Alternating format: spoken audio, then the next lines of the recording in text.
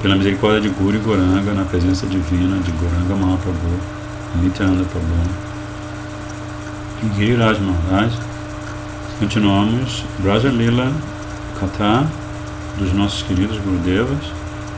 Agora estamos nos deliciando, vamos dizer assim, com o Harikatha super doce de Srila Gurudeva em seus comentários a Gopi Gita.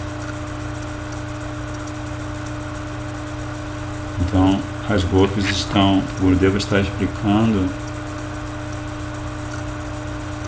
os significados secretos dos versos desta Gopi Gita. E ele cita também versos do Sankalpa Kalpadruma de Srila Vishwanath Chakravarti Thakur.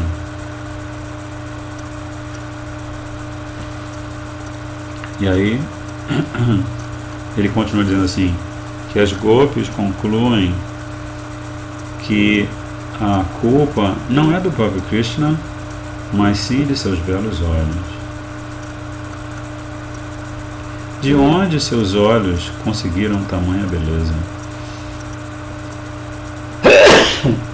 Perdão.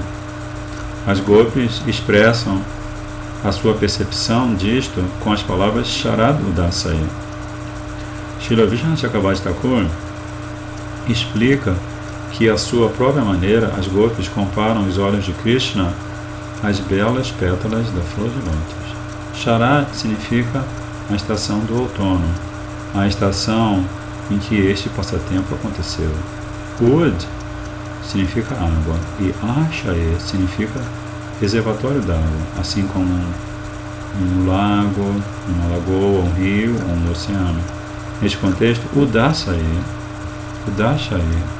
significa lago. Durante Sharad, a melhor das estações, a água dos lagos é limpa e cristalina.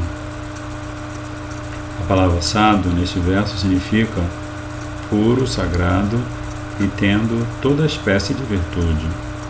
Se um homem nasce em boa família, uma família de sadhus, podemos em geral concluir que um filho ou filha dele nascidos também terão a mesma natureza piedosa. As Gopis dizem a Krishna: o belo lótus crescendo no lago amplo é fragrante, macio e doce. Na estação do outono, a água é pura e por isso o lótus que cresce nessa água também é puro. As pétalas deste lótus e o pólen das pétalas também são completamente puros.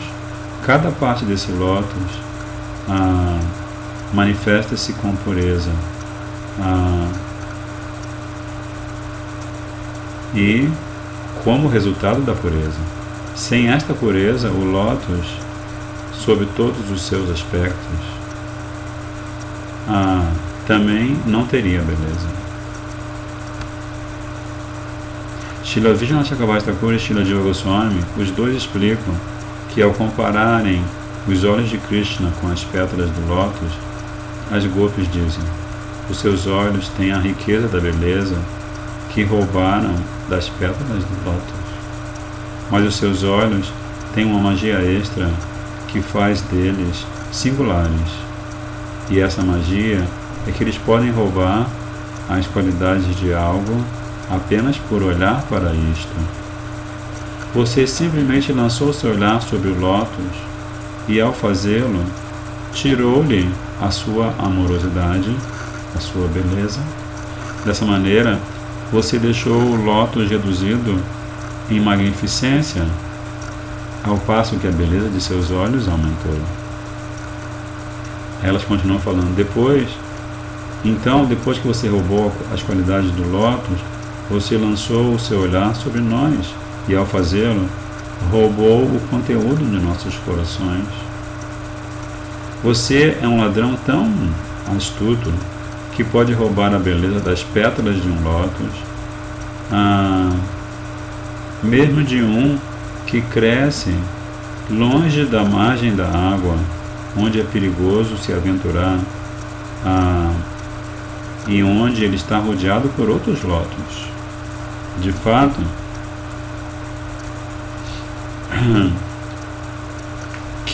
Qual das suas posses você não roubou também? Você roubou a beleza de uma chuva fresca, você roubou a beleza de uma nuvem de chuva fresca e a dança do pavão. A partir disto, podemos compreender facilmente que você é um exímio ladrão. Não é fácil roubar nossos corações, porque estamos sempre protegidos por nossos parentes, nossos pais, irmãos, esposos, cunhadas, mães e sogros. E também pelo nosso recato, nossa paciência, nossa castidade.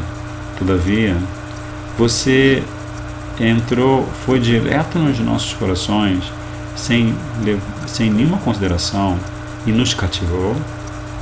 Na verdade, não foi você que invadiu nossos corações, foram os seus olhos. Conclui-se então que os seus olhos podem facilmente roubar a beleza da flor de lótus. Continuando dizendo, mesmo assim, as qualidades que vemos em seus olhos agora não são as que vimos antes. Há outra diferença entre seus olhos e o lótus. O lótus sempre tem a mesma aparência, mas quando olhamos nos seus olhos, percebemos que eles contêm seduções cada vez mais frescas, isto a cada momento. Dessa maneira, por intermédio de seus olhos, você nos implorou algo, nós enlouquecemos, e ondas sempre viçosas do oceano do prema transcendental brotaram em nossos corações. Simplesmente por causa da maneira com a qual você olhou para nós e expressou o seu desejo de surata, nós ficamos como servas vendidas, servas gratuitas suas, Ashuka Dasika. Você conseguiu esta proeza lançando-nos um olhar do canto de só um de seus olhos de lótus. Quando só um de seus olhos podem expressar tão maravilhosamente a sua intenção, o que teria acontecido se você olhasse para nós com os dois olhos? Continuam elas. Porque nós dizemos que somos suas servas gratuitas? Primeiro, alguma vez você nos deu algo em troca pelo nosso serviço? Nunca. Segundo, por acaso nossos pais nos deram em casamento a você? Não. Além disso, embora nunca tivéssemos a intenção de nos casar com você, nossos pais podiam mesmo assim nos ter dado em caridade a você, achando que isso seria o melhor para nós. Mas nem isso eles jamais fizeram. Continuam elas. Terceiro, mesmo que nós quiséssemos nos casar com você, mas nossas mãos não fossem dadas a você por nossos pais e mães, poderíamos ter tido um casamento do estilo Gandharva, pelo qual teríamos simplesmente trocado guirlandas com você. Mas você também não realizou o casamento Gandharva conosco. Você não nos pagou nada e não nos deu nada. Continuam os gopis. Nós nos tornamos suas servas gratuitas, porque seus olhos imploraram pelos nossos corações. Você não implorou, mas seus olhos sim, repetidas vezes, e nós ficamos caladas. Aí acaba a fala delas. Qual foi o significado do silêncio das gopis? Significou a aceitação dela em relação à proposta dele. Os textos sobre teoria literária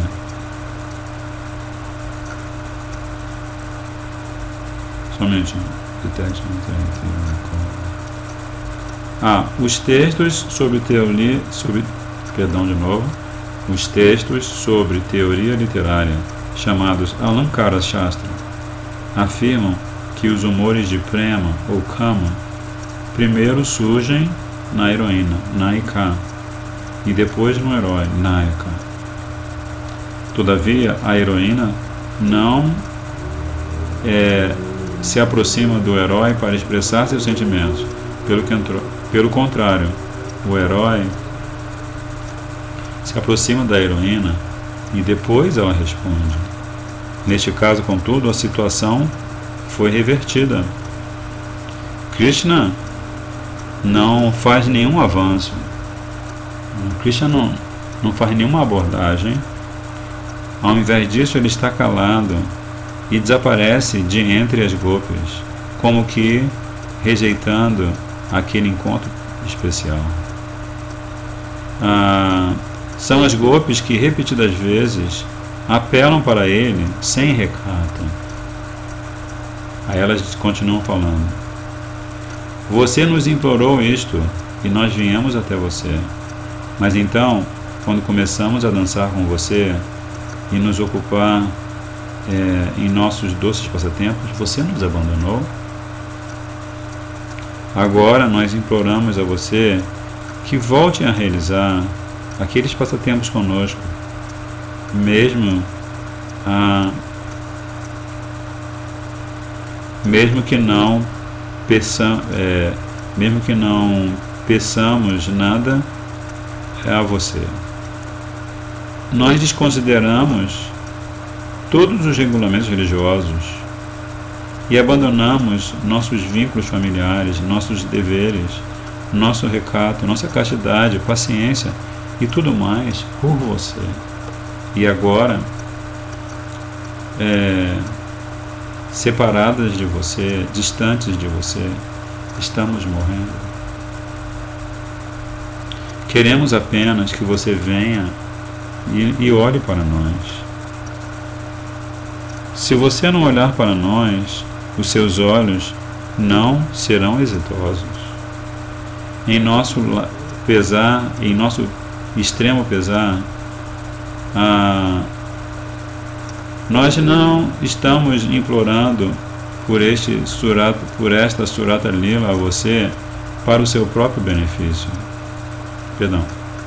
Em nosso extremo pesar, nós não estamos implorando por essa Surata Lila a você para o nosso próprio benefício, mas sim para o seu benefício.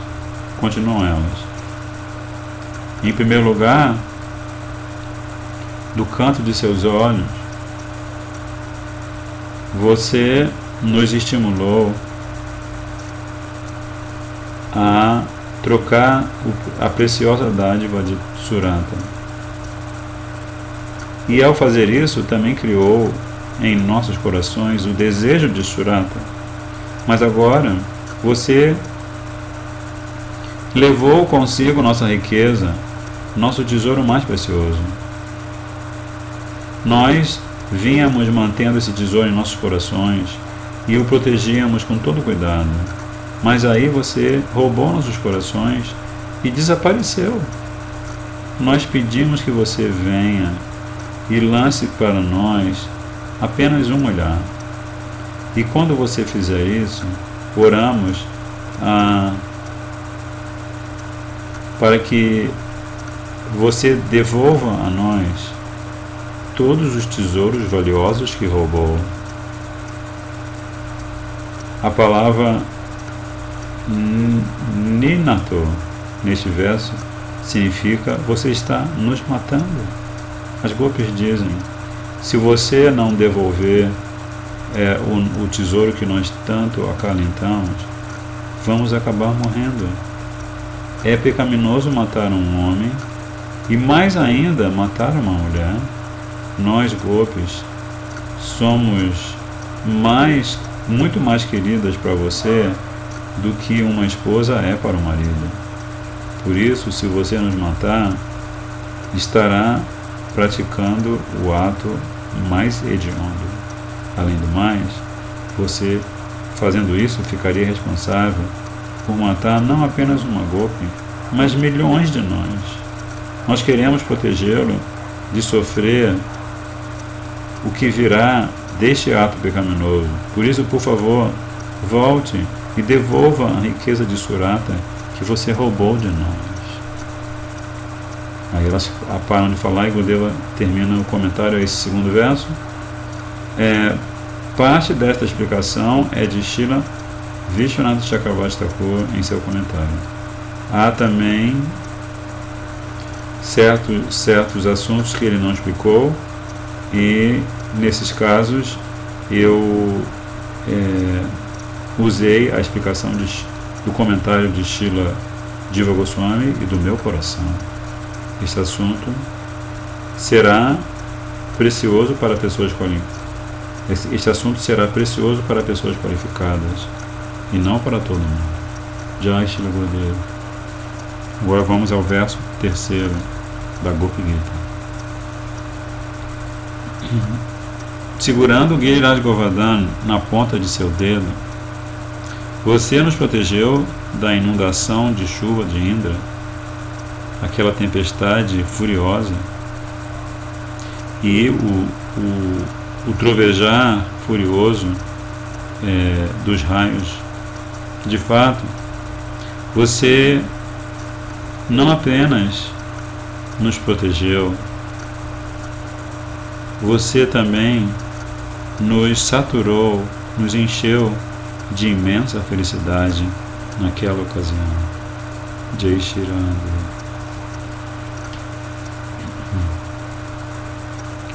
Vishajala Vyaya Jala Rakshasai Vashamarutai Vaidyutanala Vishamayatmajai Vishvatobhaya Vishabhatevayam Rakshitamuhu. Tradução: Ó Joia Suprema entre os homens, repetidas vezes você nos salvou, a nós, vaqueirinhas, da garra da morte, da água venenosa de Kaliarada na Jamuna, onde morava a serpente Kali, da Piton Agasura e da chuva e terrível tempestade de Indra. Você nos salvou do demônio remoinho Trinavarta,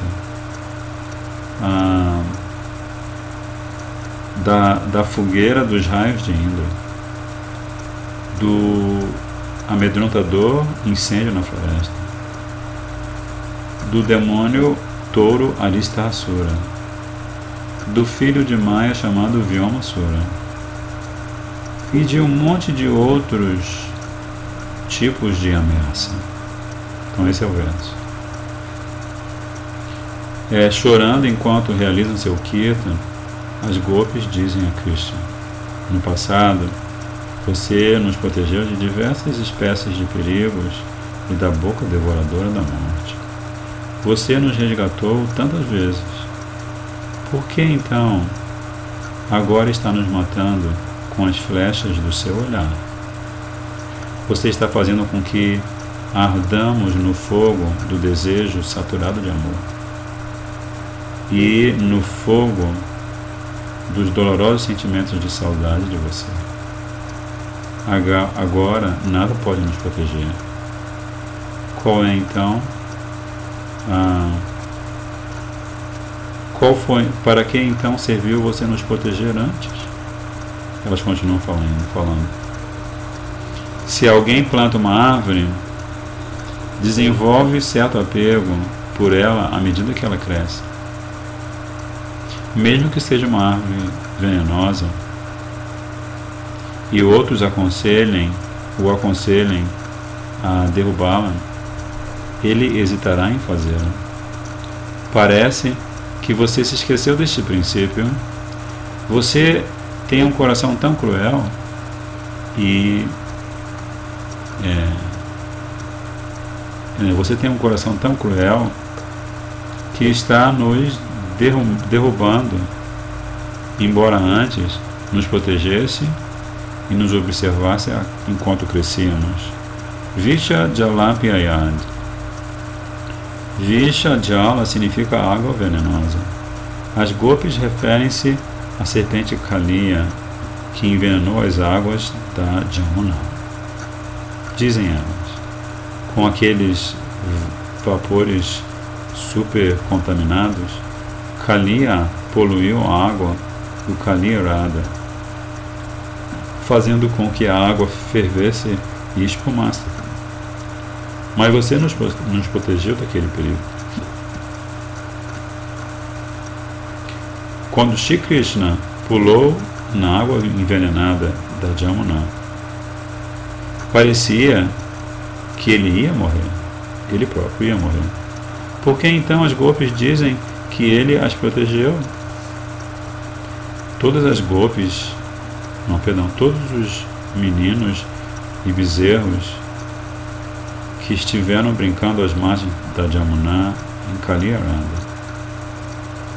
Todos os meninos e bezerros andavam por ali às margens da Jamuna brincando, ali no Kaliyarada.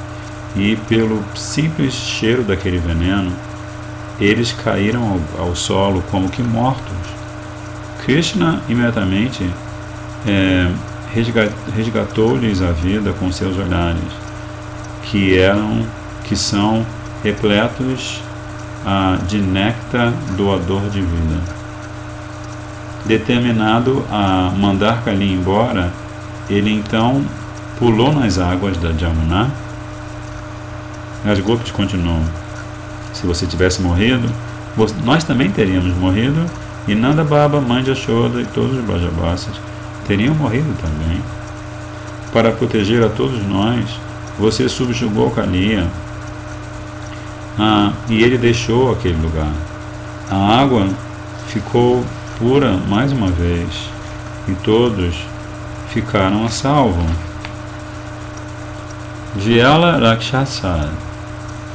Vyala significa serpente, e aqui as gopis referem-se a Aghasura, o grande demônio serpente que se posicionou na estrada com sua boca bem aberta, esperando para engolir Krishna. Os bezerros e vaqueirinhos corriam e se divertiam aqui e ali, e aos poucos, enquanto brincavam, chegaram cada vez mais perto do demônio. Que caverna magnífica! Exclamaram eles quando viram a boca bem aberta de Arga. Parece uma serpente, mas não pode ser. Nenhuma serpente poderia ser tão grande assim. Mesmo assim, mesmo que seja uma serpente, não há problema não haverá problema se entrarmos nela. Se ela tentar nos engolir a todos, Krishna a matará logo logo. E se é uma caverna, então, obviamente, não há problema. Devemos entrar nela e descobrir. Aí, continua Gurudeva. Krishna observava tudo à distância. Amigos, amigos, não entrem! Exclamou ele, mas eles não lhe deram ouvido e não olharam para trás para ter a aprovação dele. Entraram pela boca do demônio dentro. Demônio que mantinha a boca aberta, enquanto ali ficava esperando que Krishna entrasse também. Aquele dia era o aniversário de Baladeva, de modo que ele não saíra para apacentar os bezerrinhos com Krishna. Sua mãe Rohini Devi o mantivera em casa e lhe dissera: hoje vamos realizar cerimônias de purificação, dar vacas em caridade e vamos ficar atarefados para essa ocasião do seu aniversário. Shri Krishna cria situações como esta quando é necessário para a realização de seus doces passatempos. Se Baladeva tivesse estado com ele, ele não poderia ter realizado o Brahma Vimohana Lila, seu divino passatempo em que ele confunde Brahma. O passatempo com Aghasura era o prelúdio para aquele passatempo, que ocorreu mais tarde naquele mesmo dia. Baladeva não teria conseguido manter o evento em segredo. Ele com certeza teria contado à mãe de Yashoda e Ananda Baba que Krishna se expandira como todos os vaqueirinhos e bezerrinhos. E então, toda a Braja acabaria ficando sabendo. As definições de vírus foram atualizadas. Então toda a Braja acabaria ficando sabendo da história. E se isso tivesse acontecido, uma miríade de trocas amorosas não poderiam acontecer. Quando Krishna matou Aghasura, Brahma viu a cintilante refulgência do ar vital de Aghasura sair da cabeça de Aghasura e ficar suspenso no céu. Então, quando Krishna saiu da boca de Aghasura, Brahma viu aquela luz descer e entrar nos pés de lótus de Krishna. Brahma ficou impressionado. Como foi possível isto? Pensou ele. Outros usam todos os seus esforços para alcançar a liberação, mas sem sucesso. E este demônio agora conseguiu isso só por ter engolido Krishna com sua boca, com o propósito de matá-lo. Brahma, então, testemunhou outro dos maravilhosos passatempos de Krishna. O passatempo em que ele assume as formas de todos os bezerros e vaqueirinhos. O objetivo primário de Krishna, ao realizar este passatempo transcendental, não era de confundir Brahma. Pelo contrário, em seu coração, ele estava ciente de que muitas das gopis mais velhas queriam nutri-lo como se ele fosse seu filho delas, e que muitas das vacas queriam nutri-lo como se ele fosse bezerrinho delas. E deste modo ele tomou a providência para satisfazer-lhes o desejo. Este foi um dos diversos motivos para que sua potência Yogamaya inspirasse Brahma a testemunhar o passatempo de Aghasura. Agora, na Gopi Gita, as gopis dizem: se todos os meninos tivessem morrido no corpo de Aghasura, todas as outras pessoas de Braj teriam morrido também, inclusive nós. Nós poderíamos ter morrido facilmente. Por que você se incomodou de nos proteger então, se agora quer nos matar? Aí Gurudeva continua: a palavra Varsha Marutad neste verso refere-se a Indra, o rei do céu. Varsha significa enxurrada. Marut significa uma tremenda tempestade de vento. E Vidyut significa raio. As gopis dizem a Shri Krishna: ao segurar Giriraj Govardhana com a ponta de seu dedo mínimo, você nos protegeu da inundação de chuva de Indra, da tempestade furiosa e daquele monte de temíveis raios. De fato, você não apenas nos protegeu, você nos encheu de imensa felicidade naquela ocasião. A palavra Anala significa da fogueira. Krishna salvou os Brajavasis de duas grandes fogueiras, uma das quais aconteceu na floresta perto de Bandiravana. Ali, à sombra de uma imensa figueira da Bengala, conhecida como Bandiravata, Krishna se divertia com seus amigos vaqueirinhos, enquanto as vacas bebiam a água da Jamuna e, como se diz, pastavam na verdejante grama. Aos poucos, as vacas foram se afastando de Krishna e dos meninos e entrando em Mundjatavi, uma floresta de plantas mundja, um pouco distante dali. Era verão e o calor abrasador secava a floresta, que agora estava tão densa que as vacas perderam a trilha do caminho pelo qual elas vieram. Cheias de sede e calor, elas ficaram perturbadíssimas. Os vaqueirinhos começaram a procurar as vacas e, ao fazê-lo, deixaram Krishna e Balaram para trás. Também entraram em Mundjatavi e, como as vacas, ficaram perturbados por causa da sede excessiva e do intenso calor. Foi então que os perversos servos de Kamsa, que estiveram escondidos na floresta, atearam fogo à grama e às árvores. Em questão de instantes, um vento soprou o fogo por toda a área, fazendo com que os meninos, com que as vacas e os vaqueirinhos ficassem presos no centro daquela área. Não vendo outro meio de escapar, todos eles começaram a exclamar para Krishna e Balaram. Imediatamente, ao ouvirem o seu chamado aflito, Krishna e Balaram apareceu entre eles. Fechem os olhos por um momento, Krishna lhes disse, e naquele momento ele engoliu aquele terrível incêndio na floresta. Os meninos ficaram pensando por que Krishna teria pedido para eles fecharem os olhos.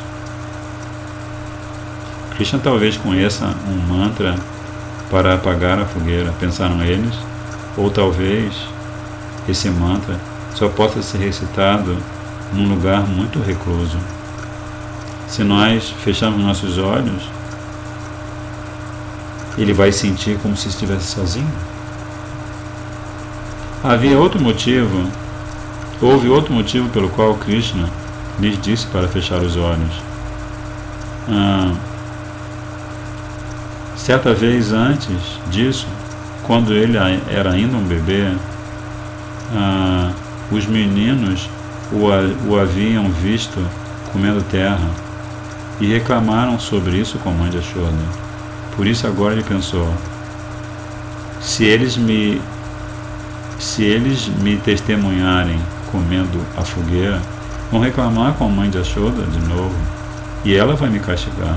Além disso, se meus amigos me veem engolindo toda a fogueira, eles vão pensar que eu vou acabar queimando, e assim o seu ar vital os deixará. Quando depois de um momento os meninos abriram os olhos, eles se viram de novo diante de Krishna e Balaram na sombra refrescante de Bandiravata, com as vaquinhas pacificamente deitadas perto dali e mastigando a sua grama. Aquilo foi um sonho? Se perguntaram eles, impressionados. Referindo-se ao aquele incêndio na floresta, as gopis dizem agora: você nos protegeu naquela ocasião? Com estas palavras, elas querem dizer: se todos os vaqueirinhos tivessem morrido naquele incêndio, seus pais e mães também teriam morrido? De pesar, de dor, e nós gopis teríamos morrido junto. Protegendo toda a Braja dessa maneira, você também nos protegeu. Com a frase Vrisha, então, Vrisha, vamos parar aqui por hoje.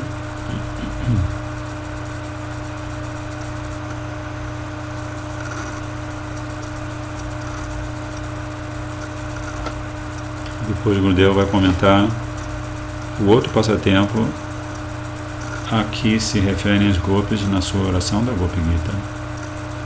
Nós estamos tendo essa fortuna inimaginável de ouvir o Harikatha de uma alma da grandeza, uma alma transcendental da grandeza de Srila Gurudev, né? Hare Krishna, Krishna Krishna, Hare Hare, Hare Rama, Rama Rama, Hare Hare, Hare Krishna, Krishna Krishna, Hare Hare, Hare Rama, Rama Rama, Hare Hare, Hare Krishna, Krishna Krishna, Hare Hare, Hare Rama, Rama Rama, Hare Hare, Hare Krishna, Krishna Krishna, Hare Hare, Hare Rama, Rama Rama, Hare Hare, Nitai Gora Hari Bol, Hari Bol, Hari Bol, Nitai Gora Nitai Gora Hari Bol, Hari Bol, Hari Bol, Nitai Gora Hari. Jai Patita Pama Shri Prabhupada, que Jai Patita Pama Shri Gurudev, que Jai